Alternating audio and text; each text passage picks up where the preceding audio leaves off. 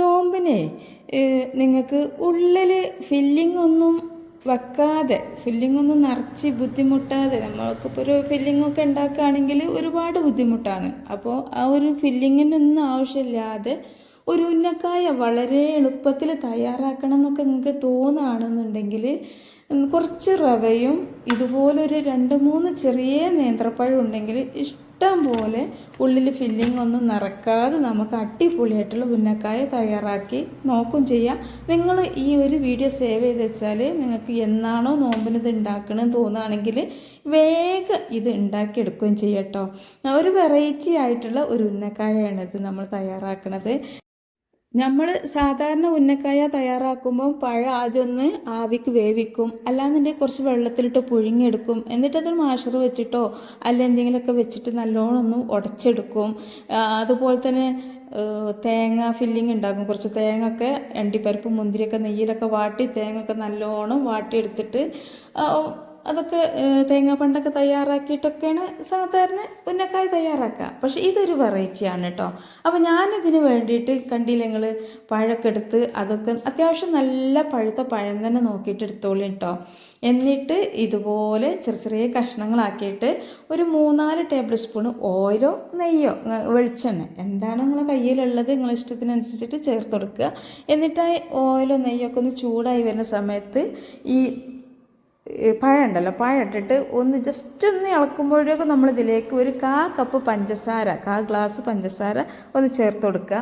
അപ്പോൾ ഈ ഒരു പഞ്ചസാര ഈ ഒരു പഴത്തേക്ക് ചേർക്കുമ്പോൾ എന്താ അറിയോ, ഈ പഞ്ചസാര നല്ലോണം മെൽട്ടായി വരുന്ന സമയത്ത് നല്ല ചൂടുകൊണ്ട് ഈ ഒരു പഴം നന്നായിട്ടൊന്ന് സോഫ്റ്റായിട്ട് കുഴമ്പായിട്ട് കിട്ടും. അപ്പോൾ അതിനുകൊണ്ട് എന്ത് ചെയ്യാം, നമുക്ക് പഞ്ചസാര ഉരുകിയ വെള്ളം കിട്ടാൻ വേണ്ടിയിട്ട് ഇതൊന്ന് മൂടി വെക്കണം. എന്നിട്ട് ലോ ഫ്ലെയിമിലേക്ക് മാറ്റിയിട്ട് 2 മിനിറ്റോളം ഒന്ന് മൂടി വെച്ച് വരുമ്പോഴേക്കും നിങ്ങൾ കണ്ടില്ലേ, ഒന്ന് മൂടി തുറന്ന് നോക്കുമ്പോൾ ഒരു 1/2 ഗ്ലാസ് പഞ്ചസാരൻ്റെ ഒരു കൊഴുത്ത വെള്ളം ഇതിൽ വന്നിട്ടുണ്ടാവും. അപ്പോൾ ആ ഒരു നല്ല ഇതിൽ തന്നെയാണ് ഈ പഴം ഒന്ന് സോഫ്റ്റായിട്ടൊരു പഞ്ഞിക്കട്ട പോലെ ആവും കേട്ടോ. അപ്പോൾ നമുക്കിത് പുഴുങ്ങിയെടുക്കാനോ വാഷറിനോ ഒന്നും ആവശ്യമില്ല. പിന്നെ ഇതിലേക്ക് ഈ ഒരു സമയത്ത് നല്ലൊരു ഫ്ലേവർ കിട്ടാൻ വേണ്ടിയിട്ട് കുറച്ച് ഏലക്കായിൻ്റെ പൊടി ഒരു 1.5 ടേബിൾ സ്പൂണോളം ഇട്ട് കൊടുക്കുന്നുണ്ട്. കാരണം എന്താ വെച്ചാൽ പഞ്ചസാര കൂട്ടി പൊടിച്ചിട്ടുള്ള ഏലക്കായ പൊടി ആയതുകൊണ്ട് തന്നെ ഏലക്കായ ഇതിൽ കുറവാണ്. അതുകൊണ്ടാണ് കേട്ടോ ഞാൻ ഒരു 1.5 ടേബിൾ സ്പൂൺ ഇട്ട് കൊടുക്കുന്നത്. നിങ്ങളെ കയ്യിൽ ഏലക്ക പൊടിച്ചതില്ല എന്നുണ്ടെങ്കിൽ ഏലക്കായൻ്റെ കുരു ആണെങ്കിൽ കുറച്ച് ഇട്ട് കൊടുത്താൽ മതിയാവും. പിന്നെ ഇതിലേക്ക് മധുരം ഒന്ന് ബാലൻസ് ചെയ്യാൻ വേണ്ടിയിട്ട് ഒരു പിഞ്ച് ഉപ്പും കൂടെ ചേർത്ത് കൊടുത്തിട്ട് ഈ ഒരു ഉപ്പും ഏലക്കായും എല്ലാം കൂടെ ഒന്ന് മിക്സ് ആണ വരെ ഇതുപോലെ ഒന്ന് മിക്സ് ചെയ്തെടുക്കുക. ഈ ഒരു സമയത്ത് തീ നന്നായിട്ട് കുറച്ച് വെക്കണം കേട്ടോ. പിന്നെ ഇത്രയും ആയി കഴിഞ്ഞാൽ ഇതിലേക്ക് ഒരു 1/2 മുറി തേങ്ങ, ഒരു മുറി ഉണ്ടെങ്കിലും ഒരു തേങ്ങ തന്നെ ചേർത്താലും കുഴപ്പമൊന്നുമില്ല, രുചി കൂടെയുള്ളൂ. പക്ഷേ ഈ ഒരു നോമ്പ് കാലത്ത് ചിലരൊക്കെ പൈസ ഒക്കെ കൊടുത്തിട്ട് തേങ്ങ വാങ്ങണമല്ലൊക്കെ ഉണ്ടാവും. അപ്പോൾ അങ്ങനത്തെവർക്കൊക്കെ ഒരുപാട് തേങ്ങ ഞാൻ ഇതിട്ട് കാണിച്ചാൽ ഇനിയിപ്പോൾ ഇതില്ലല്ലോ വിചാരിച്ച് നിങ്ങളിത് ഉണ്ടാക്കാതിരിക്കേണ്ട. തേങ്ങൻ്റെ അളവൊക്കെ നിങ്ങൾ ഇഷ്ടത്തിനനുസരിച്ചിട്ട് ചേർത്ത് കൊടുക്കുക. അപ്പോൾ നല്ല തേങ്ങയ്ക്ക് വില ഉള്ളതുകൊണ്ട് തന്നെ വീട്ടിൽ ഇഷ്ടം പോലെ തേങ്ങ ഉള്ളതിൽ തോനെ ഇട്ട് കൊടുത്താൽ മതി കേട്ടോ.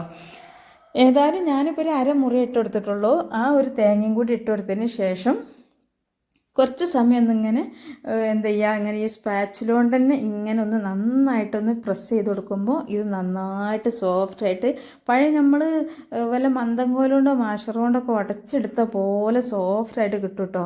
നമ്മൾ പുഴുങ്ങെടുക്കുകയാണ് അതല്ലാന്നുണ്ടെങ്കിൽ ആവിയിൽ വേവിക്കുകയാണ് പഴമെന്നുണ്ടെങ്കിൽ ഈ ഒരു രുചി നമുക്ക് ഈ ഒരു ഉന്നക്കായ പലഹാരത്തിന് കിട്ടില്ല. പോരാത്തിന് അത് നമ്മൾ ഉടച്ചെടുക്കുമ്പോൾ മാഷറോ അല്ലെങ്കിൽ എന്തെങ്കിലുമൊക്കെ വെച്ചിട്ട് ഉടച്ചെടുക്കും വേണം. പക്ഷേ ഇതാവുമ്പോൾ ഈ ഒരു പഞ്ചസാരൻ്റെ ചൂടിൽ കിടന്നിട്ട് പഴം നന്നായിട്ട് സോഫ്റ്റായിട്ട് വന്നിട്ടുണ്ട്. ഇതാ കണ്ടില്ലേ, ഞാൻ ഈ ഒരു സ്പാച്ചിൽ വെച്ചിട്ട് പ്രസ് ചെയ്യുമ്പോഴേക്കും ഇത് നന്നായിട്ട് ആയി കിട്ടിയിന് കേട്ടോ, നല്ല സോഫ്റ്റായിട്ട് കിട്ടിയിട്ടുണ്ട്. അപ്പോൾ ഇത് നല്ലൊരു മണമൊക്കെ ഉണ്ട് ഈ ഒരു സമയത്ത്. നമ്മൾ നോമ്പ് നോറ്റിങ്ങനെ ഇരിക്കുമ്പോൾ ഈ ഒരു സ്മെല്ലൊക്കെ കിട്ടുമ്പോൾ തന്നെ നമുക്കിനി വേറെ ഒന്നും വേണ്ടാന്ന് തോന്നിപ്പോവും. അങ്ങനെയാണ് കേട്ടോ ഇതിൻ്റെ ഒരു രുചിയും സ്മെല്ലും ഒക്കെ ഉള്ളത്.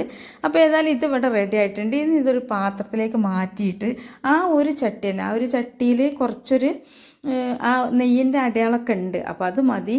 ആ ഒരു ചട്ടിയിൽ ഇതാ 1 ഗ്ലാസ് റവ എടുത്തിട്ട് ഒന്ന് വറുത്തെടുക്കുന്നുണ്ട് കേട്ടോ. ഒരുപാട് സമയം വറക്കൊന്നും വേണ്ട, കളർ ചേഞ്ച് ആകേണ്ട ഒന്നും ആവശ്യമില്ല. ജസ്റ്റ് ഒന്ന് വറുത്തെടുക്കുക. ഒരു റവയ്ക്കൊരു പച്ച ഉണ്ടാവും, ഒരു പച്ചച്ചൊവ, ആ ഒരു പച്ചച്ചൊവ മാറുന്ന വരെ ഒന്ന് വറുത്തെടുത്താൽ മതി. ലോ ഫ്ലെയിമിലിട്ട് തന്നെ വറുക്കുക. ഇനിയിപ്പോൾ നിങ്ങൾക്ക് നല്ലോണം ഇളക്കണവരൊക്കെ ആണെന്നുണ്ടെങ്കിൽ ഹൈ ഫ്ലെയിമിലിട്ടിട്ട് വറുത്താലും കുഴപ്പമൊന്നുമില്ല. പിന്നെ നിങ്ങൾക്ക് നല്ല വറുത്ത റവയാണ് കടയിൽ നിന്ന് വാങ്ങാൻ കിട്ടണമെന്നുണ്ടെങ്കിൽ ഈ ഒരു പ്രോസസ്സ് നിങ്ങൾക്ക് ഒഴിവാക്കട്ടോ, ഇതിൻ്റെ ഒരു ആവശ്യമില്ല. പക്ഷെ ഞാൻ വറുക്കാത്ത റവ ആയതുകൊണ്ടാണ് ഞാനിതിങ്ങനെ ഒന്ന് വറുത്തെടുക്കണത്. പിന്നെ റവ ഒക്കെ ഇപ്പോൾ തരിക്കഞ്ഞൊക്കെ ഉണ്ടാക്കാൻ കൊണ്ടുവന്ന് വെച്ചൊക്കെ ഉണ്ടെങ്കിൽ അതിനൊരു ഗ്ലാസ് എടുത്തിട്ട് ഇത് തയ്യാറാക്കിക്കോളിട്ടോ. അപ്പോൾ ഈ റവ ഒന്ന് ചൂടായി വന്നെന്ന് മനസ്സിലായി. കാരണം ഈ റവ ഇങ്ങനെ നമ്മൾ ഇളക്കി കൊടുക്കുമ്പോൾ അതിൽ നിന്നൊരു പുക ഇങ്ങനെ പൊന്തും. അപ്പോൾ നമുക്ക് മനസ്സിലാക്കാം ഈ റവ വറവായിട്ടുണ്ടെന്ന്. ആ ഒരു ടൈമിൽ ഇതിലേക്ക് 2 ഗ്ലാസ് വെള്ളം, അപ്പോൾ ഒരു ഗ്ലാസ് റവയിലേക്ക് 2 ഗ്ലാസ് വെള്ളമാണ് കറക്റ്റ് അളവ് കേട്ടോ. ആ ഒരു 2 ഗ്ലാസ് വെള്ളത്തിന് പകരം നിങ്ങൾക്ക് വേണമെങ്കിൽ തേങ്ങാപ്പാൽ ഒഴിച്ചു കൊടുക്കുക. അല്ലാന്നുണ്ടെങ്കിൽ നിങ്ങളടുത്ത് പശുവും പാലോ പാക്കറ്റ് പാലോ ഒക്കെ ഉണ്ടെങ്കിൽ അത് 2 ഗ്ലാസ് ഒഴിച്ച് കൊടുക്കുകയും ചെയ്യാം. പക്ഷെ അതൊന്നും ഇല്ലാതെ നമ്മളെ കയ്യിൽ പാലൊന്നും ഇല്ലെങ്കിൽ നമുക്ക് ഈ ഒരു പലഹാരം തയ്യാറാക്കണമല്ലോ. അപ്പോൾ അതുകൊണ്ട് തന്നെ എന്നെപ്പോലുള്ള ആളുകൾക്കൊക്കെ പച്ചവെള്ളം, സാധാരണ വെള്ളം എടുത്തിട്ട് 2 ഗ്ലാസ് ഒഴിച്ചു കൊടുത്താലും ഈ റവ ഒന്ന് വേവിച്ചെടുക്കുക. അപ്പോൾ നമ്മൾ ഈ ഒരു പഴം വാട്ടി വെച്ചത് അടിപൊളിയായിട്ടുള്ള ടേസ്റ്റ് ആയതുകൊണ്ട് തന്നെ ഈ റവയിൽ പിന്നെ ഒരു പാലൊഴിക്കേണ്ട ആവശ്യമൊന്നുമില്ല കേട്ടോ.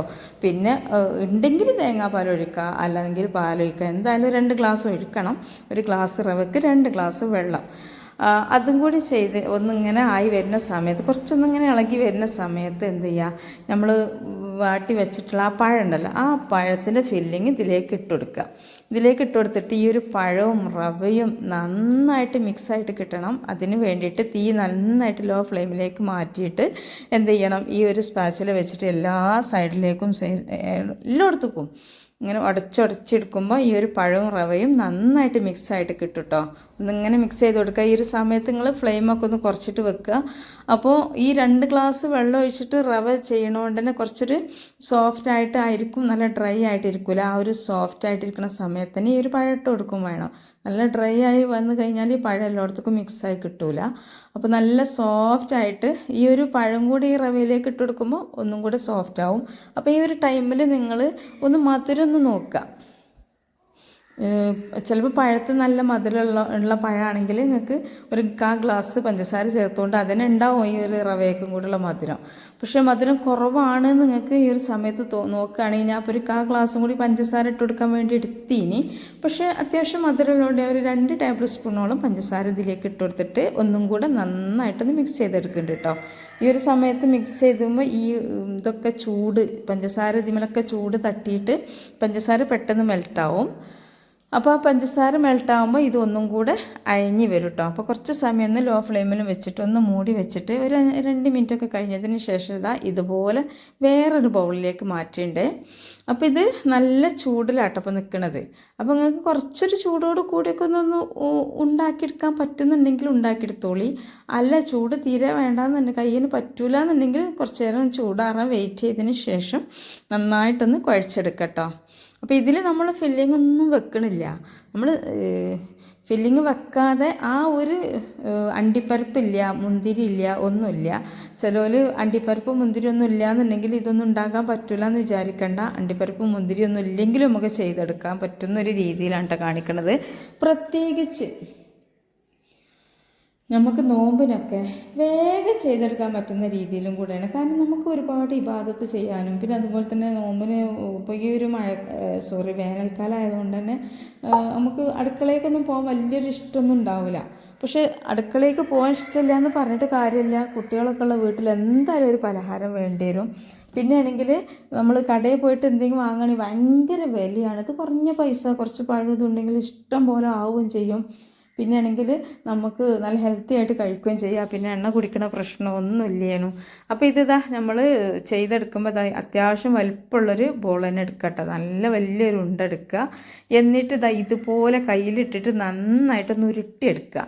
പിന്നെ ഇത് കയ്യിലൊട്ടി പിടിക്കും അതൊന്നുമില്ല കേട്ടോ. കാരണം നമ്മളിത് എണ്ണയിൽ വാട്ടിയ ഇതല്ലേ പഴം, അതുകൊണ്ട് തന്നെ ആ ഒരു പഴത്തു നിന്ന് നല്ലോണം എണ്ണ ഇങ്ങനെ കിനിഞ്ഞ് ഈ ഒരു കൂട്ടുന്ന തന്നെ കയ്യിൽ എണ്ണ ഇങ്ങനെ കിനിഞ്ഞ് വരും.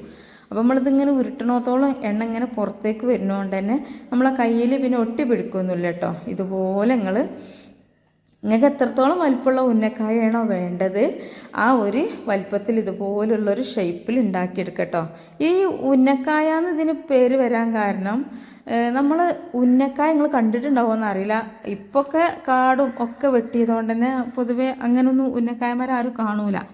പക്ഷേ പൂളമരം ഉണ്ടല്ലോ, ആ ഒരു പൂളമരത്തുമ്മൽ ഉന്നക്കായ പോലെ വലിയൊരു കായ കായ്ക്കും, ഇതുപോലുള്ള കായ കായ്ക്കും. അതിങ്ങനെ ഇങ്ങോട്ട് പൊട്ടിയാൽ അതിൽ നല്ല പഞ്ഞി ഉണ്ടാവും, പഞ്ഞി. ആ പഞ്ഞിൻ്റെ ഉള്ളിൽ ചെറിയ ചെറിയ കായകളുണ്ടാവും, കുരുകൾ. അപ്പോൾ ആ കുരുക്കെ നമ്മൾ ചെറുപ്പത്തിലൊക്കെ ഇങ്ങനെ എടുത്ത് കഴിക്കല്ലേ, പൊട്ടി ഇങ്ങോട്ട് കീറി വീഴുമ്പോൾ. അങ്ങനെ കഴിച്ചോലൊക്കെ ഉണ്ടെങ്കിൽ ഒന്ന് കമൻറ്റ് ചെയ്യണം കേട്ടോ. അങ്ങനെ ഉന്നക്കായ കണ്ടോലുണ്ടെങ്കിലും ആ മരം കണ്ടോലുണ്ടെങ്കിലും അതിൻ്റെ ഉള്ളിലത്തെ കുരുടുത്ത് കഴിച്ചോല്ലോ, അതിൻ്റെ പഞ്ഞൊക്കെ വെച്ച് കഴിച്ചോലൊക്കെ ഉണ്ടെങ്കിൽ നല്ല പഞ്ഞി കിട്ടും. ചിലർ ഒരുപാടുള്ളവർ തലേണൊക്കെ ഉണ്ടാക്കും, നല്ല സോഫ്റ്റ് പഞ്ഞായിരിക്കും, നല്ല നാച്ചുറൽ ആയിട്ടുള്ള പഞ്ഞാണത്. അപ്പോൾ ആ ഒരു മരത്തുമ്മലെ കായ ഉന്നക്കായ, ആ ഉന്നക്കായൻ്റെ ആ ഒരു ഷേപ്പിൽ ഇത് വന്നതുകൊണ്ടാണ് ഇതിന് ഉന്നക്കായ എന്ന് പേര് വന്നത് കേട്ടോ. ഏതായാലും മക്കളെ നല്ലൊരു എളുപ്പമുള്ള പണിയാണ്, ഫില്ലിംഗ് ഒന്നും നിറക്കേണ്ട, അടിപൊളിയാണ്, വെറൈറ്റിയാണ്. എല്ലാവരും ഇതൊന്ന് ട്രൈ ചെയ്ത് നോക്കുക. വീഡിയോ ഇഷ്ടമായാലും നമ്മളെ വീഡിയോക്ക് താഴെ ലൈക്ക് ചെയ്യുക. ഇത് നിങ്ങൾ ഫാമിലിക്കും നിങ്ങളെ ഫ്രണ്ട്സ് ഗ്രൂപ്പൊക്കെ ഒന്ന് ഷെയർ ചെയ്ത് കൊടുക്കുക. അസ്സലാമു അലൈക്കും.